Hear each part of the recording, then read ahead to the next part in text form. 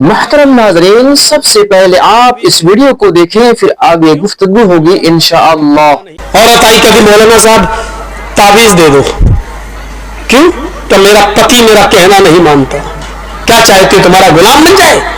तो कहा मौलाना साहब आपने तो मेरे दिल की बात ही छीन ली।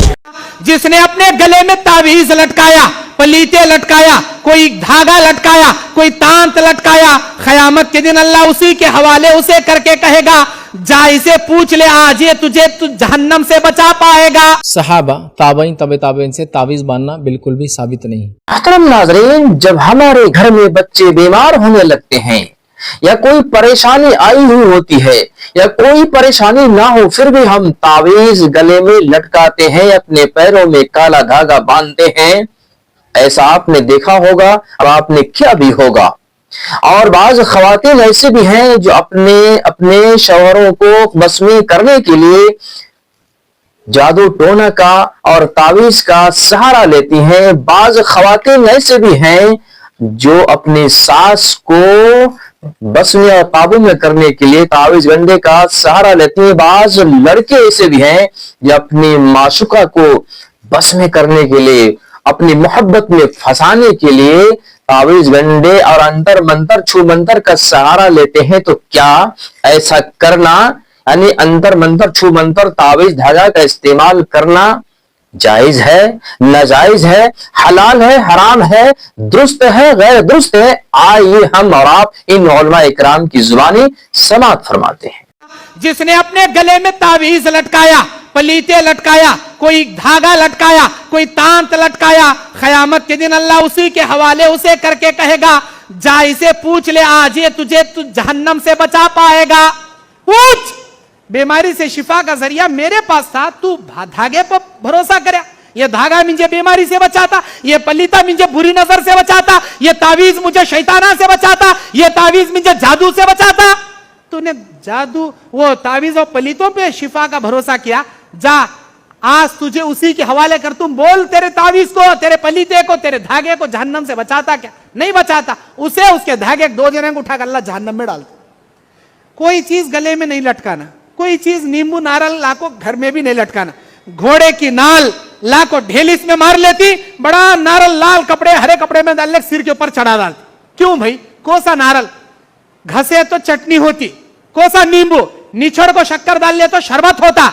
वो 2 रुपए का नींबू, 5 रुपए का, 10 रुपए का नारल जो साले में काम आता, जो के हमारे खाने के काम आता, वो नींबू हमने शरबत बना को या खट्टा चूरले खाने के काम आता। नीचे रहता का नींबू, ऊपर चढ़ को जाते ही कपड़े में नीचे रहता का मसाला घसने का नारल, वो क्या हरे कपड़े में लपेट को ऊपर उठता की अब ले उसके अंदर पावर, खुदाई पावर आ गया। ये नींबू हमना बचाता, ये नारल हमना बचाता। 3 रस्ते के बीच में एक अंडा रखते ही आइटम, बड़ा आइटम बाम रखेंगे ना, ऐसा हटले हटले डर लग जाता, ऐसा हटले हटले छिनानी। क्या हुआ? जादूगर को रखी। मेरे भाइयों, को से नींबू के अंदर यह तासीर नहीं, को से नारल के अंदर यह तासीर नहीं कि वो तुमको नफा दे सके, नुकसान दे सके।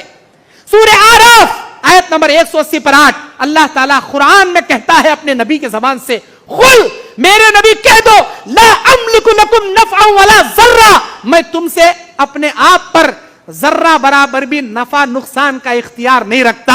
कौन? नबी सल्लल्लाहु अलैहि वसल्लम कह रहे हैं, मैं तुम्हारे लिए नफा नुकसान का इख्तियार नहीं रखता। जब पैगंबर नहीं रखते तो पीरा कहां से जी रखती?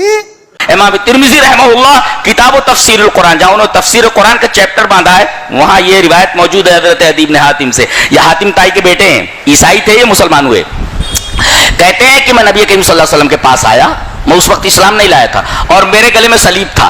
वो क्रॉस होता है ना, क्रॉस, वो सोने का क्रॉस था। सलीबु मिन ज़हब, यानी क्रॉस मेड ऑफ गोल्ड, सलीबु मिन ज़हब, ये लटका हुआ था इसे। नबी ने सबसे पहले देख कर ये कहा, या आदि इतरान का हादल वसन, इस बुत को अपने गले से निकाल फेंक। कोई गले में ताबीज लटकाए हुए, कहाँ का है वे? फला शरीफ जगह का है। या हाथ में क्या बांधे हो? फला शरीफ जगह का यह है।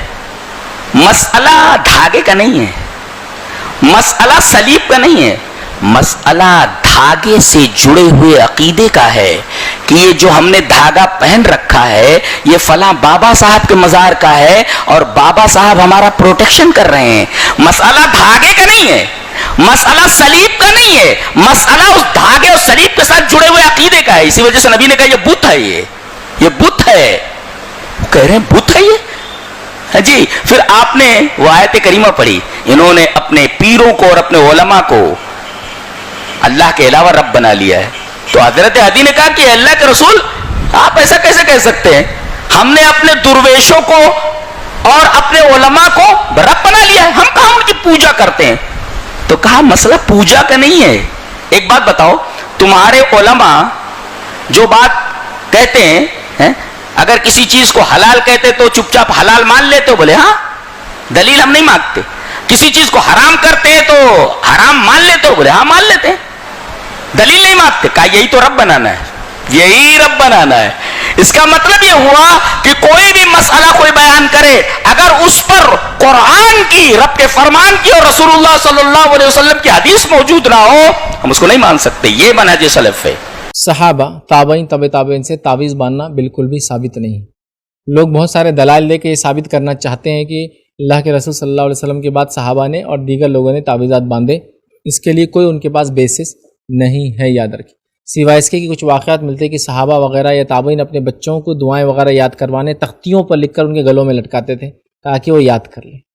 سمجھے آپ, تاکہ یاد کر لیں, حفاظت کے لیے نہیں, بلاؤں کو دور کرنے, آفتوں کو دور یاد کرنے کے لیے. جیسا کہ آپ اسکول میں اوپر چڑھ رہے بچے تو سیڑھی پہ لکھ دیتے ہیں اللہ اکبر, تاکہ بچے چڑھتے وقت یاد رکھے اللہ اکبر بولنا ہے. جب کوئی نیچے اتر رہے ہیں تو دوسری طرف لکھا ہوا ہوتا ہے, ٹھیک ہے, تو ان کو یاد رہتا ہے چڑھنے کی دعا, اترنے کی دعا. لفٹ میں جا رہے ہیں تو بھی اللہ اکبر لکھ دیتے ہیں. تو یہ صرف یاد دہانی کے لیے یاد رکھیے, لیکن اس کا مقصد تعویذ نہیں. لیکن تعویذ کیا ہوتا ہے, کوئی چیزوں کو, الفاظوں کو چھوٹے انداز میں لکھا جاتا ہے. کبھی قرآنی آیتیں ہوتی ہے, کبھی پتہ نہیں کیا کیا چیزوں لکھا جاتا ہے, کبھی تو سمجھتی بھی نہیں کیسا پڑھا جائے, ان کو اتنا عجیب و غریب ڈھنگ سے لکھا جاتا ہے. کبھی کلر میں ہوتی ہے, کبھی بلیک اینڈ وائٹ ہوتی ہے, کبھی ان کو لگانے, چٹکانے, کھانے پینے, ٹھوکنے, دبانے, جلانے اور پتہ نہیں کیا کیا چیزوں کا حکم دیا جاتا ہے نا, پینے گھول کر.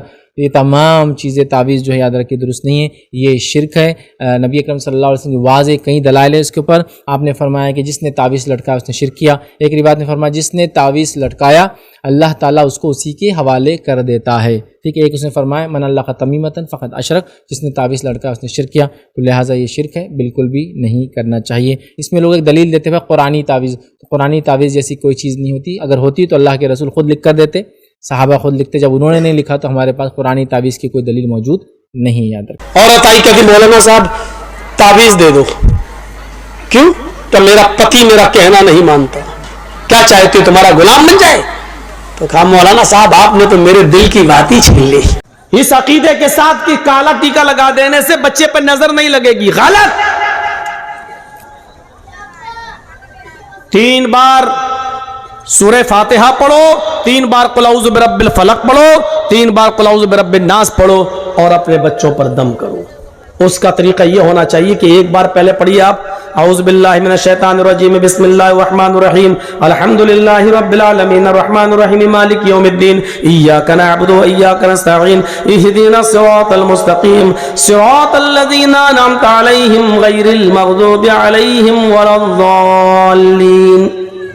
پھر اس کے بعد پڑھو بسم اللہ الرحمن الرحیم قل اعوذ برب الفلق من شر ما خلق ومن شر غاسق اذا وقب.